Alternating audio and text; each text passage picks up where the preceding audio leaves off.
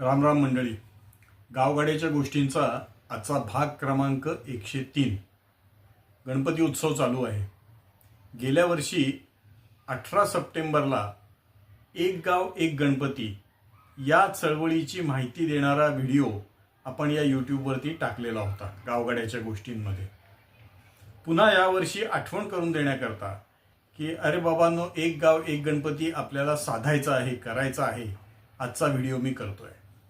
कदाचित ज्या ज्या गावी एक गाव एक गणपती असं पाळलं गेलं असेल ते चांगलंच आहे, पण अनेक ठिकाणी जास्त गणपती बसले असतील तर त्यांना एक सूचना करायची आहे की किमान पुढच्या वर्षाची तयारी करताना एक गाव एक गणपती असं काही आपल्याला साधता येतंय का, असं आपापसात चर्चा करून निर्णय घेण्याचा प्रयत्न करा. कारण आपल्याला सगळ्यांनाच माहिती आहे एकीचं बळ जरा जास्त असतं.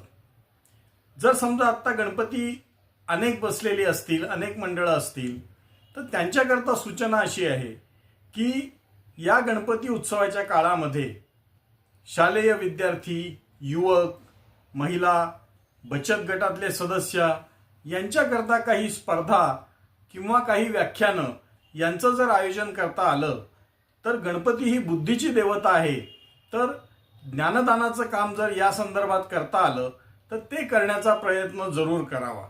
आपण जर कोणी अशा पद्धतीचा उपक्रम राबवला असेल तर कॉमेंट्समध्ये जरूर कळवावं. त्याचा उल्लेख आपण पुढच्या व्हिडिओजमध्ये नक्की करू शकू.